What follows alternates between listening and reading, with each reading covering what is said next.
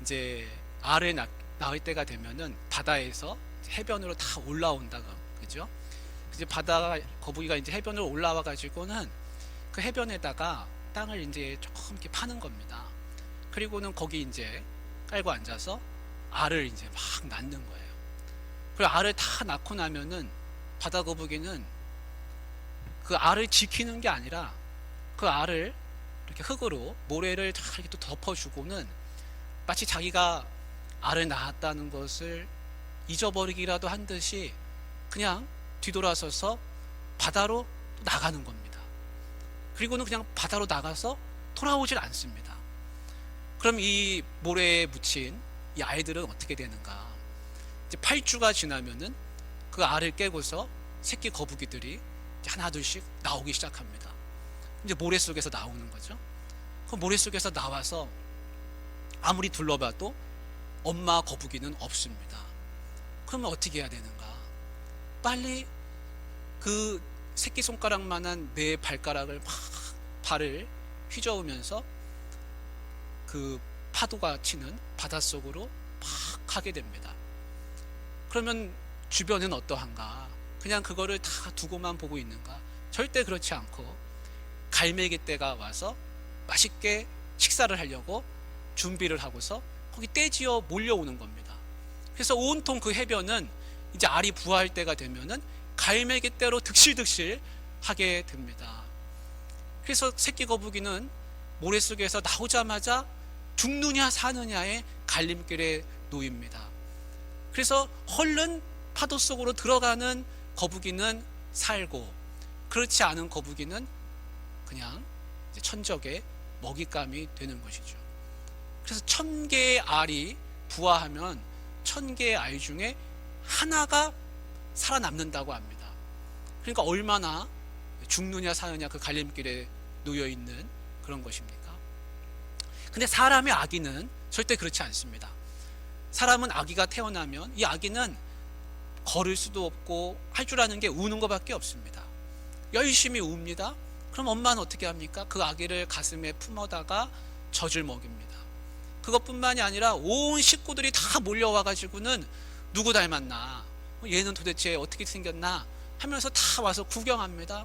그 한 번이라도 더 보려고 합니다. 그리고 내가 누구라고 얘는 모르는데 자기를 막 또 소개하기도 합니다. 사람의 가정은 이런 하나님이 만드신 그 울타리와 같습니다.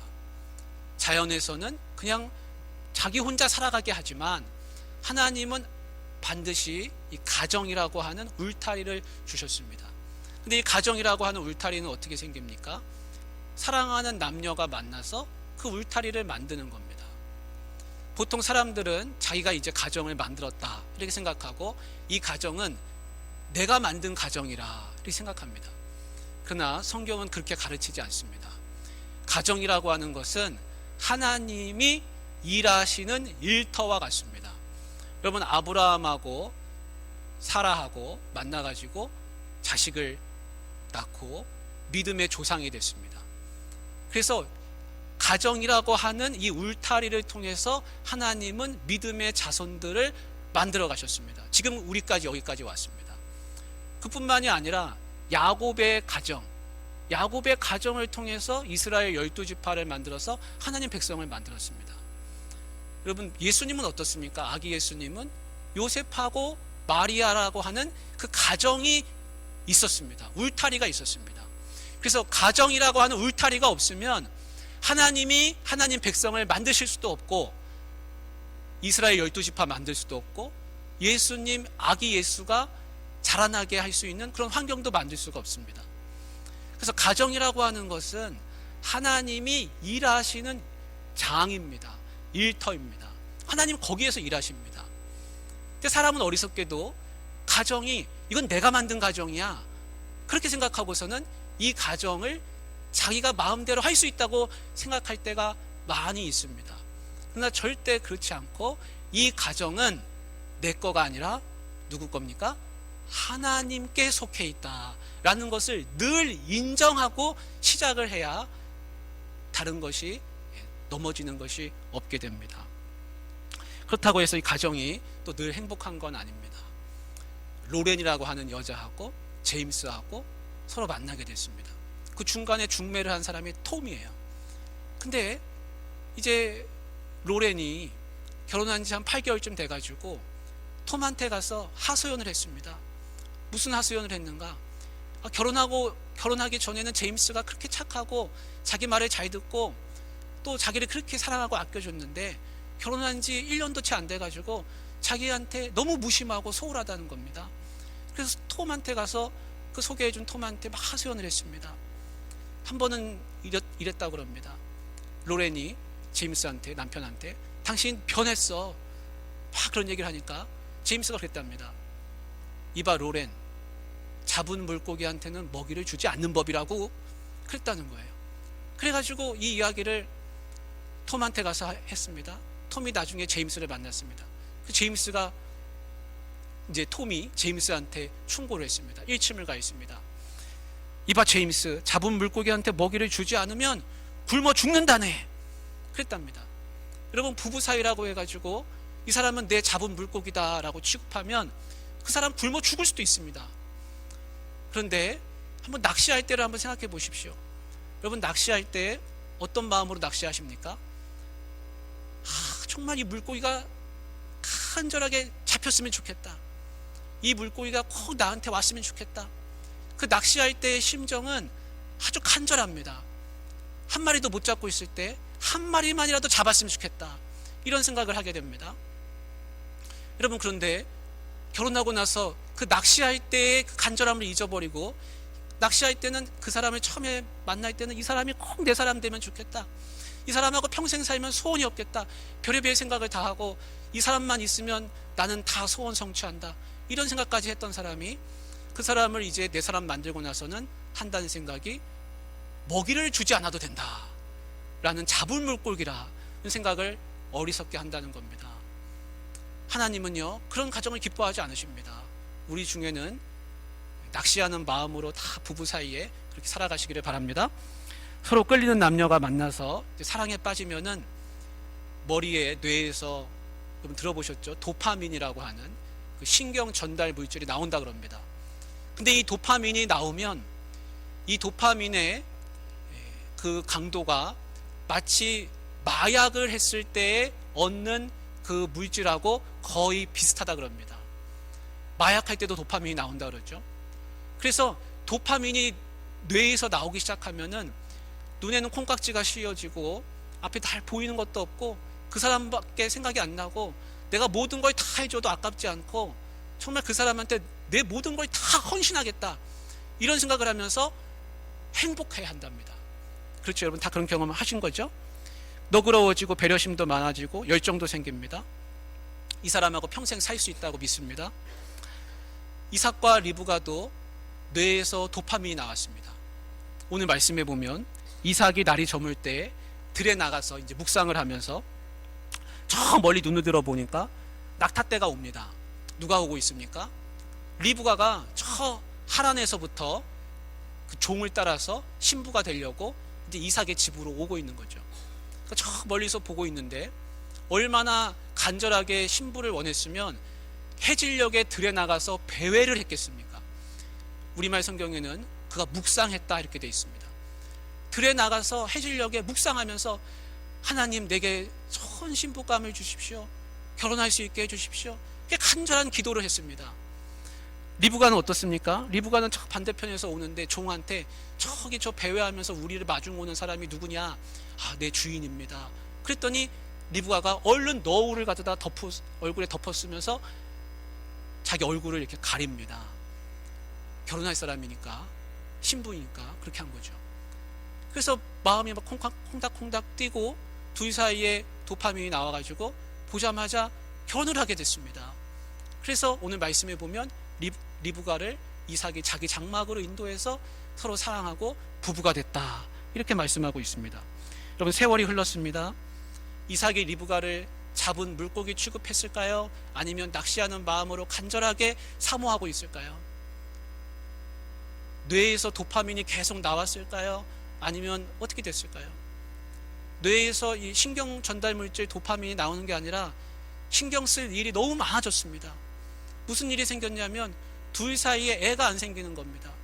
애가 안 생겨서 이삭이 하나님 앞에 기도를 합니다. 25장 21절에 보면 이런 말씀이 나옵니다.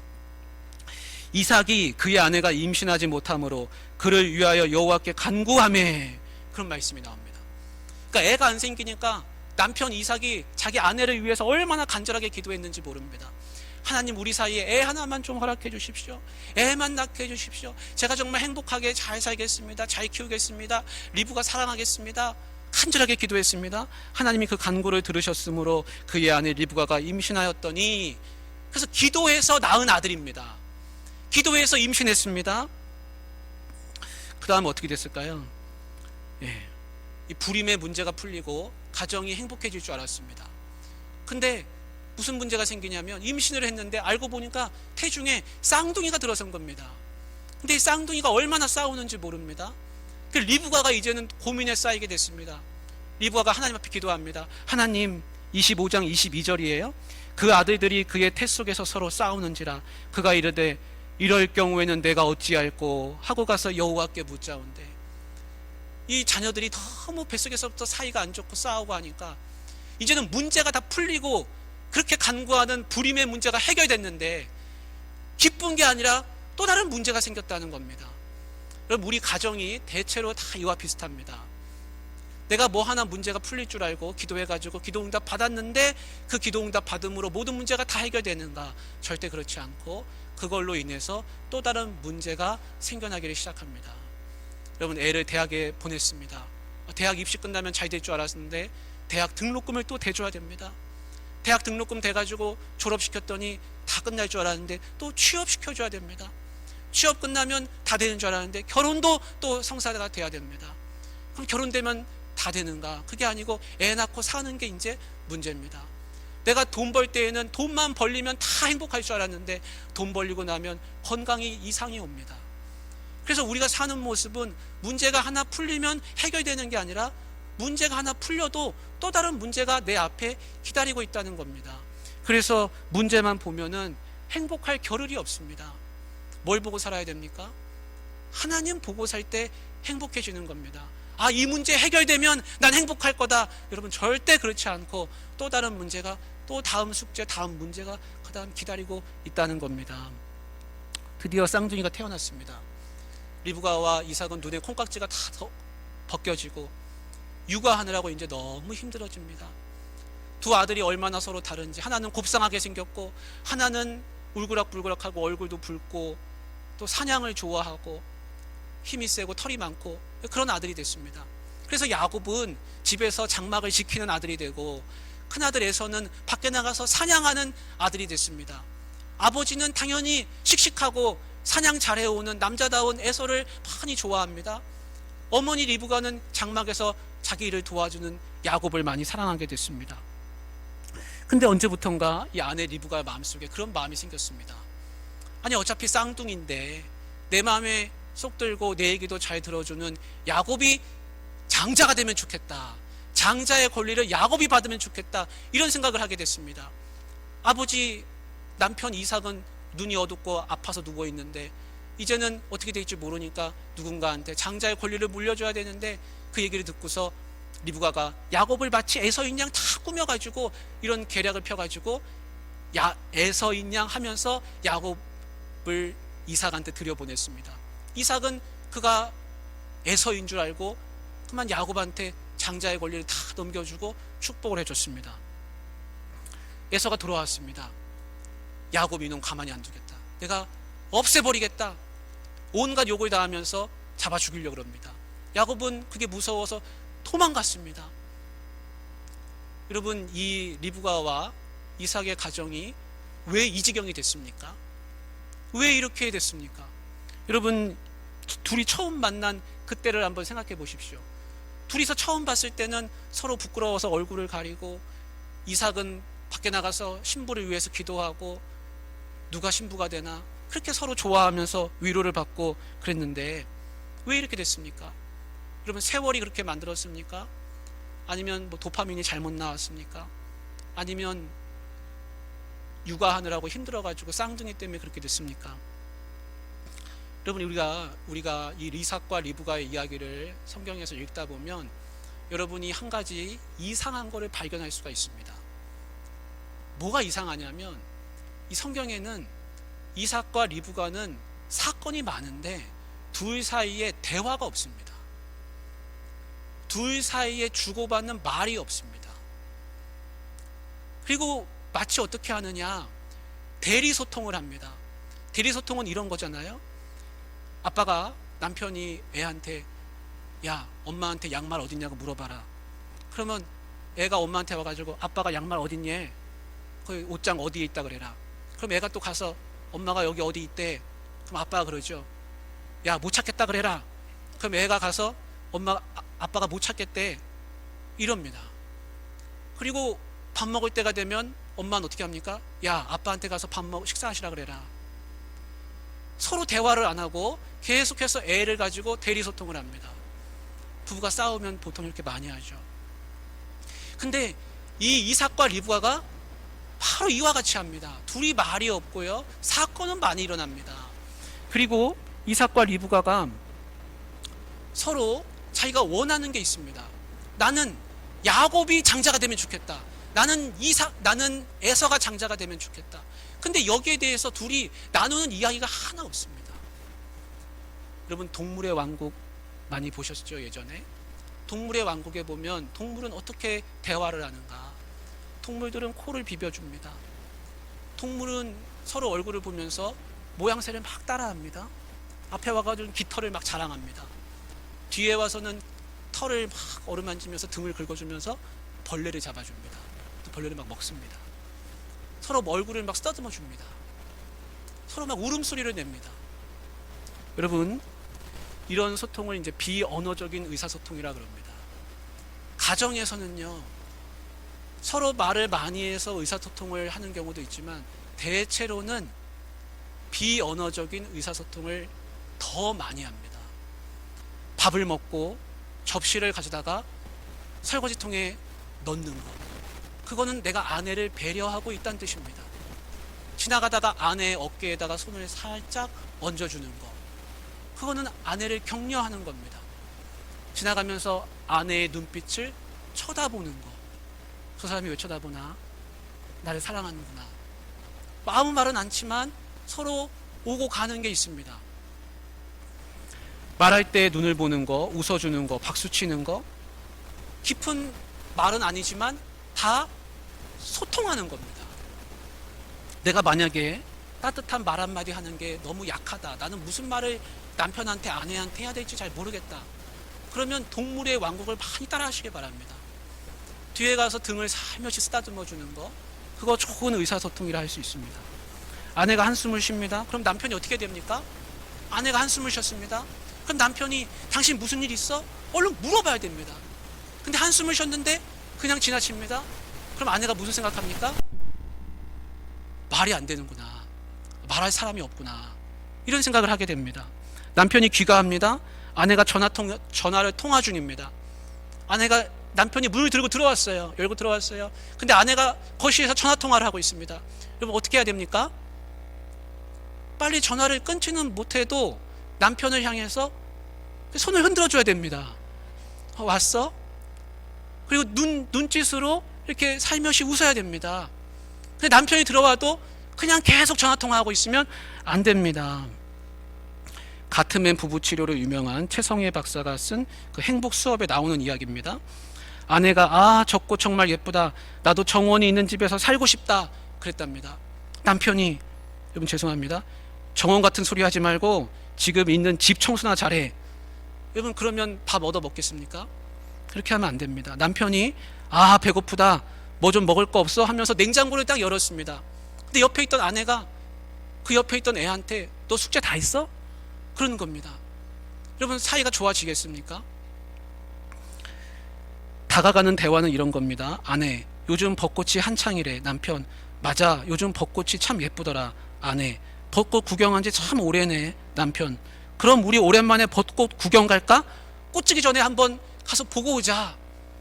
호응해주고 공감해주고 관심을 가져주는 겁니다. 그 반대는 뭡니까? 무관심, 회피, 비난, 병멸. 그러면 어떻게 되겠습니까? 하나님 기뻐하시는 가정이 절대 될 수 없습니다. 조금 이상적인 상황이긴 하지만 남편이 이제 술을 마시고 들어왔습니다. 여러분, 남편이 술을 먹고 들어왔습니다. 취해가지고 왔습니다. 어떻게 해야 되겠습니까? 여보, 일단 사고 없이 들어와서 정말 고마워. 술이 아무리 취해도 외박하지 않아서 그것도 참 고맙고, 당신이 술 안 마실 때는 애들한테도 얼마나 좋은 아빠인지 내가 다 알아. 요즘 직장일로 많이 힘들지? 내가 아침에 당신 좋아하는 콩나물국 끓여줄게. 근데 이렇게 술 마시는 건 정말 걱정된다. 여러분, 이렇게 한번 해보시면 어떻겠습니까? 이게 무슨 얘기냐면, 내가 정말 하고 싶은 말은 술 먹지 말아라 이 얘기인데, 이 부정적인 말을 하고 싶으면 긍정적인 말 5배로 하라는 겁니다. 5마디 긍정적인 말을 해주고 내가 하고 싶은 저 사람이 싫어할 만한 말을 하는 것, 그것이 지혜라는 겁니다. 이거 내가 못 살아, 너만 힘드냐? 그럼 어떻게 되겠습니까? 그날 난장판 되고 남편은 다음에 이런 소리 듣기 싫어가지고 더 고주망태가 돼가지고 집에 가면 그냥 뻗어 자야지 하는 생각으로 술 1병 마실 걸 2병, 3병 마시고 더 취해가지고 들어오는 겁니다. 그러면 리브가가, 여러분, 처녀 시절에 그랬을까요? 처녀 시절에도 이런 사람이었을까요? 리브가 처녀 시절에 그런 사람 아니었습니다. 나그네를 잘 대접하고 낙타에게 물을 떠다 주는 사람이었습니다. 이삭은 어떤 사람이었습니까? 이삭은 모리아산에 올라가는데 지게에다가 나무 장작을 가득 지고서 말없이 올라갔다가 자기가 제물이 되려고 될 때 아무 저항도 없이 했던 착하고 신실한 리브가 이삭이었습니다. 근데 착하고 그렇게 신실한 두 사람이 만났는데 가정은 왜 이렇게 됐습니까? 대화를 소홀히 하면 그렇게 된다는 겁니다.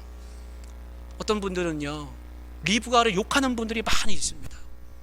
아니, 리브가는 어떻게 자기 남편 이삭을 속여가지고 야곱을 에서인 양 꾸며가지고 그렇게 하는 게 말이 되냐? 리브가는 너무 나쁜 사람이다. 많이 욕하는 남자들이 있습니다.